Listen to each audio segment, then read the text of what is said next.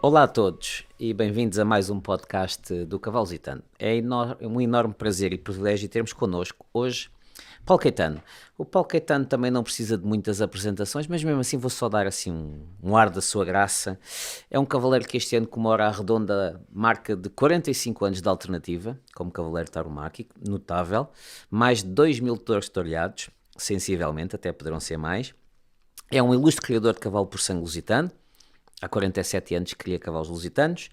Portanto, o cavaleiro com uma vasta experiência em toureio, tem a particularidade também de ter feito grande prémio de dressage, treinador de dressage a nível internacional, portanto, com uma vasta e rica história neste universo do cavalo por sangue lusitano. Paulo Caetano, muito obrigado por aceitar o nosso desafio de participar neste podcast do cavalo por sangue lusitano. Agradeço muito o convite e é um prazer estar aqui, porque é um prazer estar entre amigos e falar de cavalos.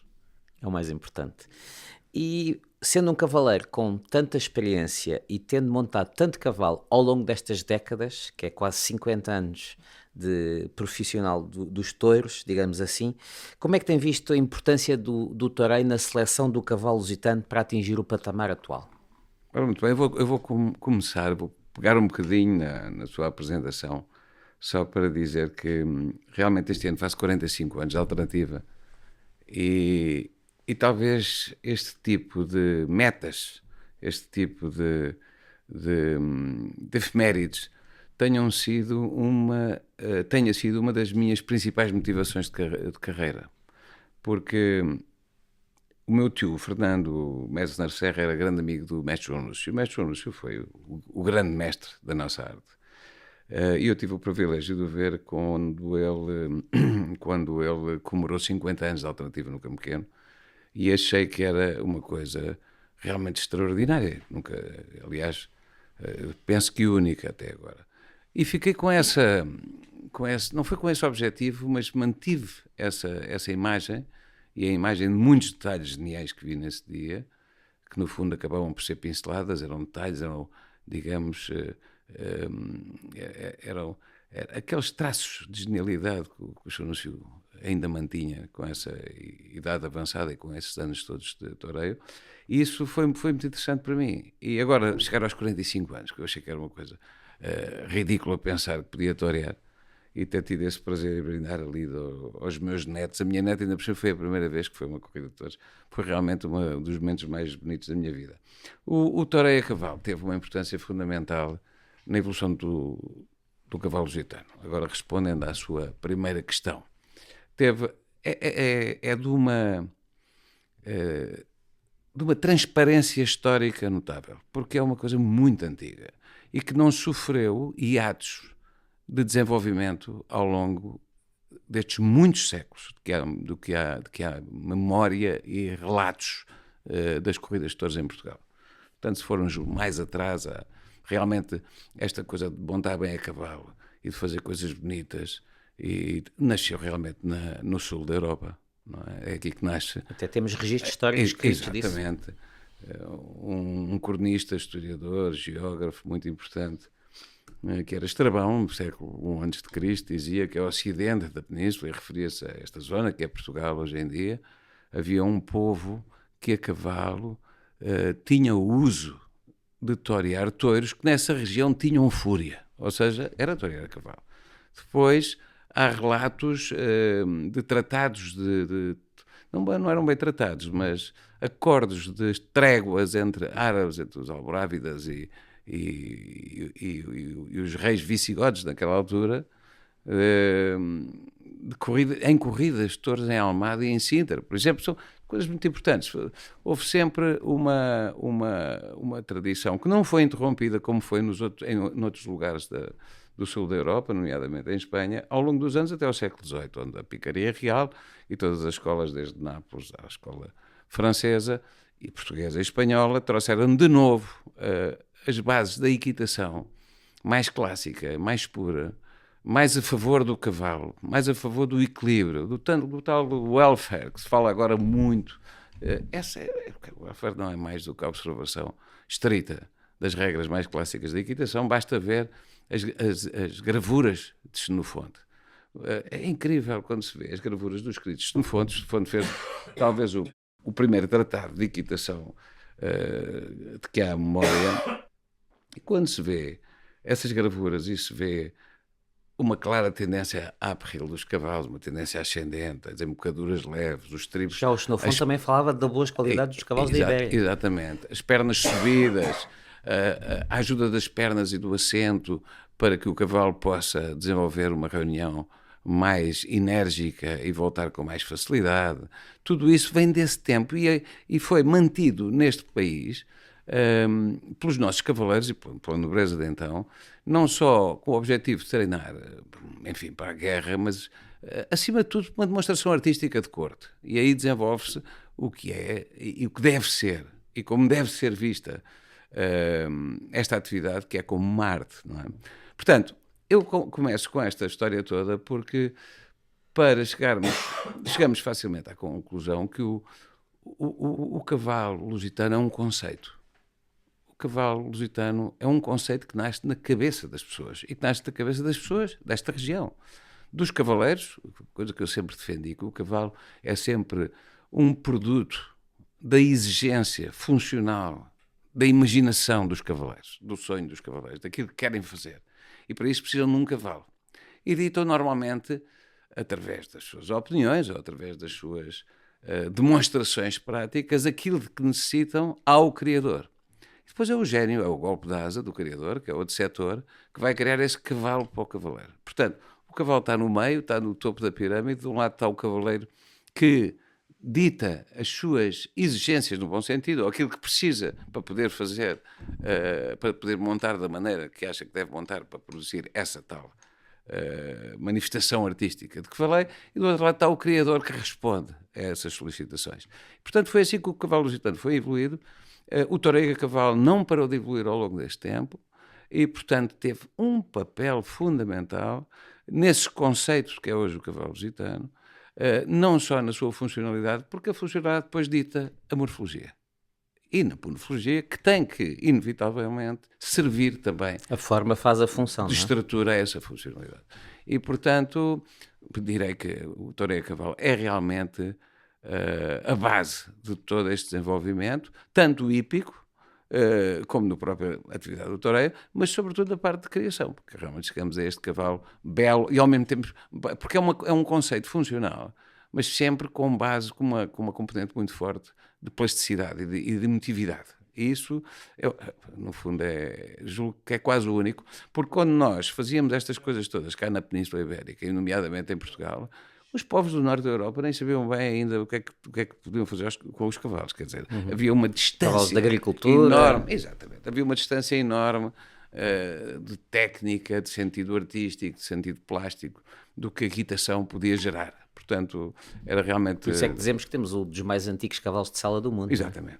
E isso leva à segunda pergunta, que já falou tão bem do cavalo toureiro, mas o cavalo lusitano é muito mais do que isso. É um cavalo super versátil, polivalente. Como é que chegamos a este polifuncional, este cavalo multifacetado? Eu reconheço e acho que é unânime essa opinião, essa realidade, mais do que uma opinião, de que o cavalo lusitano é um cavalo polivalente, no sentido de que serviu já, ao longo do tempo, várias disciplinas, desde do hobby, desde do lazer, que é importante também, muito importante. A várias disciplinas, em que, aliás, ganhou muitos títulos, e deixo para o fim a dressage e o toureiro a cavalo, que são para mim os de mais calibre em termos artísticos e desportivos, uma única razão, não é por gosto pessoal, é porque a dressage é uma disciplina olímpica, e o toureiro a cavalo é uma disciplina olímpica em termos artísticos e em termos de valor civilizacional e cultural. E, portanto, mas foram campeões do mundo da tarlagem, foram campeões do mundo de equitação de trabalho, há uma série de disciplinas onde o cavalo lusitano tem posto à prova todas as suas qualidades. No entanto, não é uma área que eu gosto muito de falar, porque a polivalência é sempre um bocadinho, não é que seja antagónica, mas afasta-nos... É perigosa, não é? Afasta-nos de um conceito que eu gosto mais de falar do cavalo lusitano, que é a excelência. Especialização. A especialização. O cavalo lusitano é um cavalo de excelência. É um cavalo que pode, uma vez especializado, chegar aos mais altos níveis da excelência da equitação. Pois eu acho que isso tem que se dizer com muito cuidado, que é muito versátil e é polivalente, mas ele efetivamente, numa série de disciplinas equestres, é um especialista. E portanto isso é bom. É um especialista e é um especialista para o qual é preciso um entendimento muito especial e muito específico.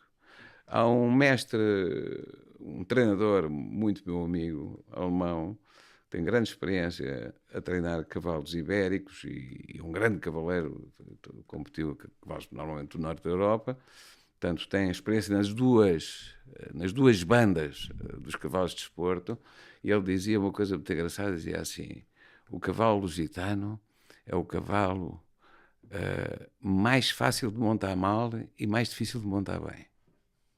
É uma coisa muito curiosa, tem que ser bem interpretada, não é? Ou seja, para lazer, o cavalo, com a sua coragem, com a sua compreensão daquilo que o cavaleiro quer, a sua docilidade, é um cavalo que serve os objetivos da maioria dos utilizadores. Mas como cavalo de desporto, onde aparece um outro lusitano, um cavalo com mais força, um cavalo com mais... mantendo a finura, com um temperamento muito sensível, com grande sensibilidade, esse cavalo tem que ser interpretado com muita compreensão. Essa compreensão deve ter uma base cultural bastante forte, deve ter bases hípicas bastante fortes.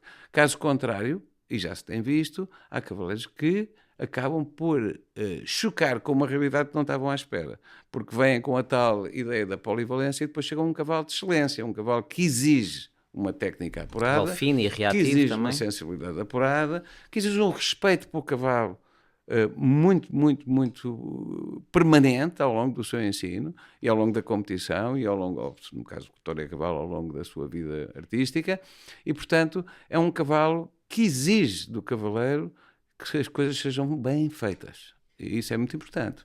Isso leva-me também, sendo um cavaleiro experiente, mas também um criador já com quase meio século de experiência, que características é que procura num cavalo de toureio e num cavalo de ensino? Como é que conseguimos acompanhar sendo criador e utilizador, não é? Pois, pegando um bocadinho na última resposta e sendo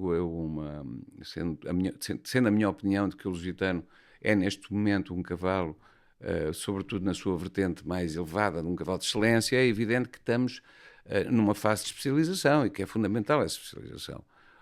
Apesar das bases, digamos, falássemos em nível, o António consegue perceber isso muito bem, se falássemos em nível de equitação, na base preliminar, elementar, as bases são as mesmas. A raiz da escala mais elementar do cavalo, do ensino do cavalo, é igual para qualquer modalidade e, portanto, é efetivamente para a dressagem e para o toureiro. Mas a partir daí há uma especialização. Há uma especialização tanto no treino, como há uma especialização nas características do cavalo. Ora bem, eu gostava de falar, já que estamos a falar em excelência, já que estamos a falar em especialização, quando me refiro nesta nossa entrevista ao cavalo de toureio ou ao cavalo de dressage, refiro-me ao mais alto nível do cavalo de toureio, ao mais alto nível do cavalo de dressage, que é o que está aqui em causa. Não é? O que é que nós vamos precisar? Temos a o que é que nós excelência. precisamos da excelência? Ora bem, o cavalo de toureio é um cavalo que, essencialmente, em movimentos, precisa de ter um bom galope. Precisa de ter uma alternância de amplitude passadas com muita facilidade. Precisa ter reações rápidas, mas o mais importante de tudo é uma característica que não se vê em termos funcionais, que é o que nós chamamos, os cavaleiros tauromáquicos, a habilidade. O que é a habilidade? A habilidade é a forma instintiva como o cavalo consegue controlar, primeiro interpretar e julgar a investida do touro, e depois controlá-la através daquilo que nós chamamos o quarteio, sorvendo essa investida e controlando essa investida até à reunião, por forma a que todo esse movimento saia o mais harmónico e templado e dando a sensação de difícil facilidade possível. Portanto, tudo isso é uma característica artística do cavalo, não é uma característica funcional em termos de biomecânica. Portanto, a habilidade de um cavalo de toureiro é o seu potencial mais procurado por um cavaleiro tauromáquico. É uma coisa que foi apurada ao longo dos anos, que teve vários momentos de diferentes acessões do que é a habilidade, primeiro foram os Veigas do Sr. João Núcio, os grandes cavalos do mestre João Núcio, do mestre Manuel Conde, dos mestres de então, dos cavaleiros de então que tinham uma raiz de cavalos, sobretudo da cavalaria Veiga. Depois começou a aparecer o resultado do cruzamento Veiga-Andrade, não é? Começou-se a deitar alguns cavalos de Andrade. Não lembro-me que os 2 primeiros cavalos com que ganhei o prémio do melhor cavalo lusitano aqui na PSL eram 2 filhos do Dragão, que era um cavalo Andrade, não é? Do ferro do Vasco Freire, e depois apareceram a geração de ouro dos cavalos lusitanos neste aspecto que eu falei da habilidade, do que é parte artística a torear, foram a descendência do Firmo, portanto, o filho do Neptuno, os filhos do Nilo, os filhos do Opus, portanto, tudo isso até aos nossos dias, onde todas essas linhas foram, digamos, potenciadas nesse aspecto, do que nós chamamos a vocação artística, a habilidade natural para torear. Portanto, aqui deixa-nos um bocadinho, uma margem diferente para interpretar o cavalo de dressage. O cavalo de dressage precisamos... Bem, se vamos falar do cavalo de dressage a nível de excelência, vamos falar do cavalo de dressage capaz de fazer acima dos 70% ou 71% em internacionais. E é notável quando nós pensamos e olhamos para uma pauta de juízes e vemos as notas que são precisas para fazer 71%. Não é? Vemos que o cavalo que é necessário para isso é um cavalo completo. Não pode ser fraco em coisa nenhuma. Portanto, 3 andamentos, claro que têm que ser bons. Tem que ter 3 andamentos bons. Regularidade de passadas, suplesse, capacidade de reunião, energia na reunião, capacidade e flexibilidade para as encurvações, força suficiente para manter uma atitude estável à frente e uma atitude à-perril e uma boa coordenação entre a perna e a mão. Portanto, tudo isso exige um cavalo completo, um cavalo que seja, além disto tudo, sensível e ao mesmo tempo calmo. Reativo, mas reativo e ao calmo mesmo tempo calmo. Portanto, tudo isto é uma especialização que é completamente... pode ser afastado do toureiro. É evidente, quando nós olhamos para as linhas de trás, vamos encontrar muitas vezes os mesmos avós, vamos encontrar a mesma ascendência, vamos encontrar, às vezes até coincidente. Mas o que é facto é que os criadores, com o seu talento e com a sua sabedoria, conseguiram separar as águas hoje em dia. E que também não quer dizer que não apareça um cavalo de uma linha muito toureira a fazer um grande prémio. E um cavalo que foi criado para fazer grande prémio que tenha muita habilidade a torear. Isso também acontece. Mas, na generalidade, existe hoje uma especialização das 2 áreas. Porque são essas 2 áreas que são as áreas de excelência deste cavalo. E falou de várias linhas e tudo mais. E aqui uma questão importante. Conseguiria partilhar connosco qual é que é o cavalo de toureiro criado por si com o seu ferro que mais o impressionou, que mais o marcou? É fácil responder a isso porque foi o primeiro que eu criei. O primeiro cavalo que eu criei é curioso porque vou-lhe falar no primeiro e vou-lhe falar no último. O primeiro era o Altivo. O Altivo foi um cavalo notável porque foi um cavalo filho do Fano II, que era um Veiga magnífico, andava muito bem, e da Quieta. A Quieta, que era uma égua-quina, para todos os que conhecem o Studbook, não vale a pena apresentar. É a mãe de muitos cavalos da importantes. maioria dos cavalos importantes de dressagem em Portugal. E saiu um cavalo que toreava muitíssimo bem, mas tinha uma capacidade épica fantástica, porque era um cavalo que eu fazia 7, 8, 10 passagens de mão a tempo para a cara dos touros e chegava à cara dos touros e quarteava-se com a maior harmonia. A pontos que o Dr. Guilherme Borba um dia disse: olha, um dia que este cavalo deixe de torear, eu queria comprar este cavalo, gostaria de ficar com este cavalo para cobrir em Alter. E assim aconteceu. E assim foi. E não só em Alter, em outras cavalarias importantes. E depois mais tarde no José Manuel Oliveira, nos Oliveira e Sousa, depois na Casa Cadaval, portanto em outras cavalarias. Portanto, esse cavalo foi um cavalo importante, era filho do Fano e da celebérrima Quieta. Depois, agora falo no último, apareceu uma égua que foi estreada no sábado passado, que é chamada Orquestra, mas a Orquestra é o nome artístico. O nome dela de Studbook é outro, mas essa Orquestra é uma égua que é filha do Útil, portanto um neto de Neptuno, não é? Que era filho do Noá, e de uma neta da Quieta, portanto acaba por ser... E o Útil, cavalo de grande prémio de dressage. O Útil, um cavalo de grande prémio, que foi, aliás, Foi das minhas maiores alegrias como criador, foi um cavalo que foi selecionado para o Campeonato do Mundo, não é? Portanto, como vê, lá atrás acontece muita coisa coincidente em termos genéticos, mas depois nos tempos atuais, realmente as águas tendem a ser separadas. Mas deve ser um orgulho para si, como pai, como criador e cavaleiro, também ver os seus filhos montando cavalos do ferro do criador em exibir-se ao mais alto nível. O seu filho mais no toureio, a sua filha mais na dressagem. Sim, espero que continuem um de um lado e o outro do outro. Enfim, para podermos seguir com as duas paixões. Não, isso é claro.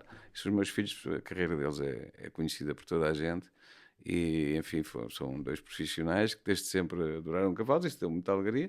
E quando montam cavalos de todas as quadrilharias e das mais diversas origens, mas dão-nos um gosto especial, porque são cavalos de nosso ferro, é evidente. E o Paulo tem imensos cavalos funcionais em diferentes áreas equestres. Consegue-nos contar um bocadinho, desvendar aqui aos nossos ouvintes, qual é que é a receita de sucesso para a criação de bons cavalos lusitanos? Essa eu não... Quer dizer, eu tenho a noção de alguns ingredientes da receita.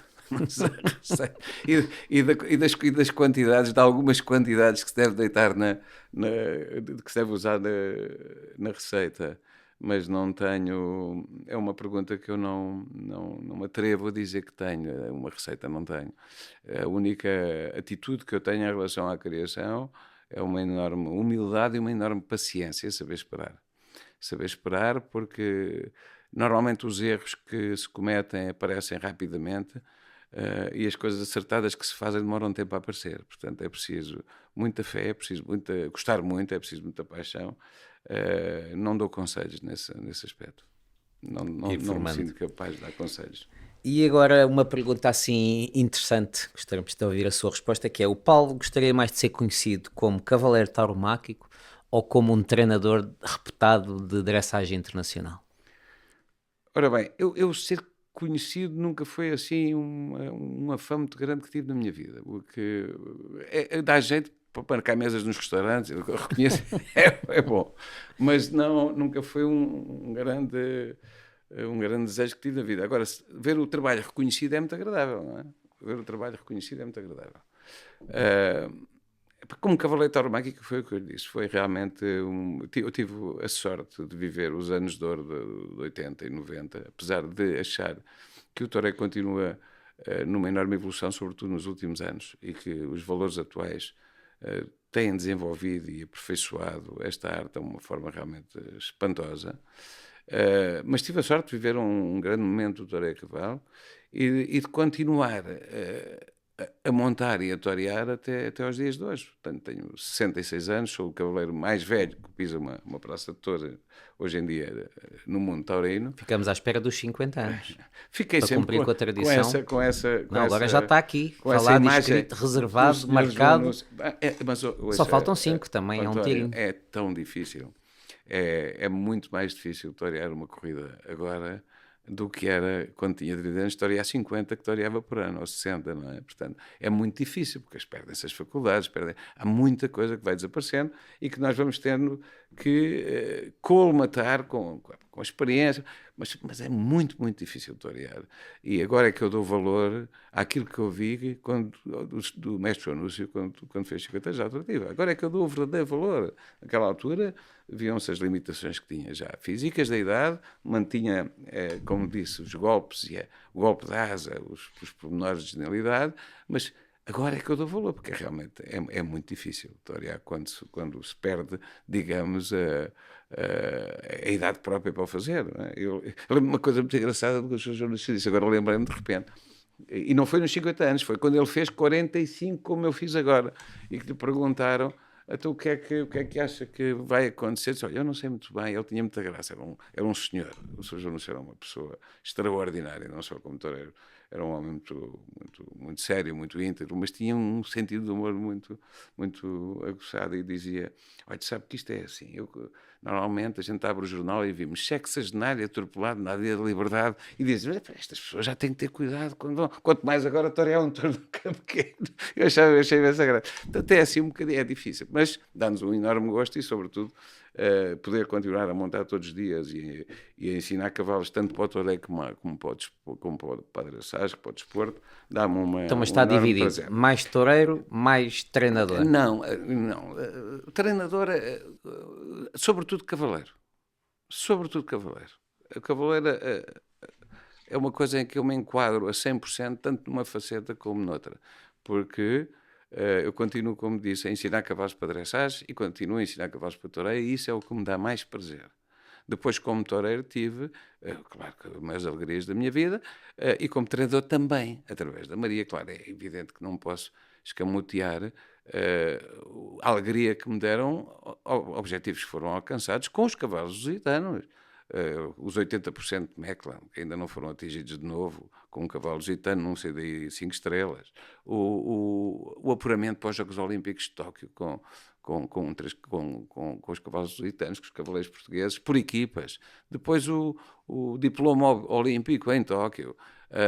Os inúmeros pódios, agora o que se passou em Jerez, em Doha, a ver-se cavalos. Agora, é importantíssimo tudo isso, mas também aquilo que aconteceu com outros cavaleiros. Eu treinei alguns dos melhores cavaleiros da atualidade, que têm tido magníficos resultados por esse mundo fora. Treinei cavaleiros brasileiros que foram às Olimpíadas do Rio, que depois foram aos Pan-Americanos e foram medalha. Enfim, são coisas que nos deixam muito felizes, mas onde eu me sinto mais feliz e mais realizado é como cavaleiro, tanto numa área como noutra. Mas isso é importante dizer também porque é diferenciador. O Paulo, se calhar é o treinador que é por causa de ser o cavaleiro que é, porque sempre dizem até para o juiz, é bom o juiz ter-se praticado, ter tido experiência. O Paulo consegue fazer o 2 em 1, que é ser o cavaleiro com provas dadas, mas depois aplicou essa técnica refinada como treinador. Talvez sim, não sei se o farei da melhor forma, mas faço sobretudo com muita honestidade e com muita boa vontade. Eu comecei tive dois mestres, um na parte dos cavalos de toura e outro na parte do ensino.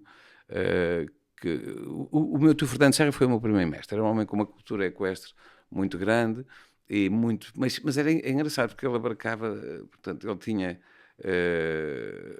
dois deuses desta atividade. Um era o Boucher, de quem falava, como parecia que tinha conhecido perfeitamente, mas sabia tudo sobre o Boucher, e outro era o Mestre Onúcio, de quem era amigo pessoal. Depois, mais tarde, tive um grande mestre de cavalos de toureio, que era o Vítor Ribeiro Pai. Era um homem que tinha uma noção muito boa de como se punha um cavalo a torear e me passou essa noção. Mas, ao mesmo tempo, o meu grande professor de equitação foi o Sr. Visconde da Corte, que era um homem totalmente... E o João Diogo Pereira Cano, que era, aliás, aluno do Sr. Visconde da Corte. O Sr. Visconde da Corte era um homem que naquela altura já tinha 80 anos. Portanto, eu tinha... 16 ou 17, portanto foi. Sim, tinha 17 anos. E o João Diogo Pereira Cano era um grande amigo do meu pai e era aluno de Chaves Conta. E os dois eram grandes apaixonados pelo ensino, não é? Pelo ensino, que naquela altura não tinha a expressão que tem hoje, como é evidente. E, portanto, essa minha formação ajudou muito ao resto, não é? Portanto, a paixão pela equitação, pelos bons princípios, pelo respeito pelo cavalo, tudo isso foi muito, muito importante na área. Claro que a experiência, mas como dizia o meu tio, que citava muitas vezes a Manuel da Cunha Menezes, dizia: os meus grandes mestres são os cavalos. E realmente foram. Realmente, os grandes mestres que eu tive foram os cavalos, porque os cavalos é que dizem: cada cavalo ensina-nos todos os dias uma coisa nova. E é preciso que estejamos atentos, não é? Que estejamos atentos, que saibamos interpretar. Portanto, isso depois conseguirmos transmitir a alguém que quer aprender, pois há de servir de alguma coisa, como é evidente. Muito bem. E em jeito de conclusão, temos este sucesso e o cavalo lusitano está a surfar a crista da onda, digamos assim, com muito protagonismo internacional. O que é que precisamos de fazer ainda mais para o nosso puro sangue lusitano subir ainda mais no ranking da World Breeders Federation for Sport Sources em dressage? Como é que chegamos lá aos pinkers? Era mais fácil ter uma toada crescendo quando estávamos mais abaixo. Porque havia margem para crescer. Hoje em dia já estamos muito acima e então cada vez a exigência é maior. E eu diria, e vou falar de uma coisa que o António conhece muito bem. Eu há bocado passei assim ao de leve por cima. Basta olhar para uma pauta de grande prémio e ver quais são as notas de um cavalo que atingiu. Olha, agora, por exemplo, o caso a minha filha Maria, saiu ontem o ranking, voltou aos primeiros 30 do mundo. Para estar nos primeiros 30 do mundo, está em 29 do mundo. é preciso notas, é preciso tocar em notas cerca dos 73, senão é impossível. Portanto, estamos a falar em 73. Então vamos pegar numa pauta, 73% em grande prémio. Vamos pegar numa pauta de um juiz, de um cavalo, portanto, a pauta do juiz, 5 juízes, de um cavalo que faça 73. E começamos a ver 8, 8, 8, 8, 7,5, 7, 7,5, 8, 8, 8, 7,5, algum 9, muito poucos 6, muito poucos 6,5 e quase nenhum 5, ou nenhum. Ou seja, é um grande desafio, não é? É uma coisa absolutamente impressionante e notável. Temos 33 exercícios de grande prémio, 33 notas, 11 delas com coeficiente duplo. Portanto, o que é que eu diria? Diria que vale a pena olhar. E tem que ser completas. Tem que ser, okay, estamos aqui a definir, temos aqui a definição. E depois ainda temos mais uma, que é a nota de conjunto, a nota da apreciação geral, onde aparece um aspecto muitíssimo importante, que é a descrição e eficiência das ajudas, que é uma coisa que às vezes com os meus alunos tenho alguma dificuldade em dizer que as ajudas têm que ser discretas, mas eficientes, porque não adianta nada ser discretas se não forem eficientes. Tal e qual. Isso é melhor ser mais visíveis. Está a eficiência e a precisão, mas, quer dizer, temos 33 com 11 de coeficiente 2 e mais uma de coeficiente 2. Portanto, é preciso um cavalo. E temos um cavalo que tem um livro genealógico fechado, comparativamente a outras raças com livro genealógico aberto, não é? Portanto, eu diria que precisamos, temos grandes vantagens em grandes exercícios, nos tais exercícios, dos 11 exercícios de coeficiente 2. Os nossos cavalos são cavalos que têm um potencial para a reunião bastante forte, portanto, piruetas a galope, piafé e passage, ou piafé e piruetas a galope são naturalmente mais fáceis para os nossos cavalos do que para muitos outros cavalos do centro da Europa. É importante que não se perca esse talento natural. Portanto, que às vezes também acontece que se vê que para benefício de outros aspectos vão perder aquilo que naturalmente os cavalos lusitanos têm realmente grande habilidade natural, que estes 2 exercícios, o piafé e as piruetas a galope. E depois há que procurar melhorar muito todo o ritmo e o swing dos ladeares a trote e do passo. É muito importante. A qualidade do galope, a qualidade dos 3 andamentos, como o António sabe, é vertida em todos os exercícios. Isto é uma coisa, foi outro desafio que o processo de julgamento de dressage pôs aos cavaleiros, que é realmente muito difícil, é que todos os exercícios têm que levar em consideração a qualidade dos andamentos. E, portanto, precisamos de um cavalo com força, precisamos de um cavalo com 3 andamentos muito bons e que consiga potenciar os exercícios de coeficiente 2 com grande nitidez, não é? Portanto, estamos a falar de uma coisa muito difícil. Muito difícil. Já chegámos ao top 5 mundial, não sei se algum dia estaremos no top 3, mas... Tenho a certeza que todos, em conjunto, vamos fazer por isso. Não é? Tenho a certeza, cavaleiros, treinadores, juízes, criadores, todos vamos fazer por isso. Mas que realmente é um desafio cada vez mais difícil e, portanto, também cada vez mais aliciante, não é? Portanto, eu acredito que sim, que continuemos a evoluir. Hoje em dia somos olhados na Europa de igual para igual, o que é muito importante. Isso é uma coisa que há 20 anos era absolutamente impensável, não é? Portanto, somos reconhecidos pelos mais importantes players do desporto equestre mundial. E isso estamos no mapa e antes não estávamos no mapa. O mapa, pois, estamos no mapa em termos de prestígio, em termos de reconhecimento, e isso é daqueles valores imateriais, não é? Aquelas coisas que têm um valor especial, não é? E que não se apaga tão facilmente. Portanto, isso é muito bom. Os criadores continuam. Existe uma dinâmica na criação fantástica, vê-se quando é a aprovação de Garanhões anual, o festival, existe um interesse a nível internacional e nacional, interno, externo, com uma dinâmica extraordinária. Existem cavaleiros magníficos, temos treinadores, temos juízes a subir na carreira e também a angariarem um prestígio a nível internacional muito elevado. E, portanto, nessa parte da dressagem, acho que estamos num bom caminho. Parte Temos do os toreio também. ingredientes. Portanto, eu penso que estamos num belíssimo momento, só que subimos muito e, portanto, cada passo para cima cada vez custa mais. Não é? Cada É degrau os chamados custa mais. acréscimos decrescentes. Exatamente. E, portanto, mas eu tenho, é tal coisa, eu mantenho como criador a paciência, a esperança e fé, não é? Olha, muito obrigado. E agora só falta depois comemorarmos os 50 anos da alternativa. Bem, passo a Está passo. quase. E obrigado por este contributo. Bem-aja. E foi mais um podcast do Cavalo Lusitano, nesta vez com o Paulo Caetano. Muito obrigado, Muito Paulo. obrigado, foi um prazer. Obrigado.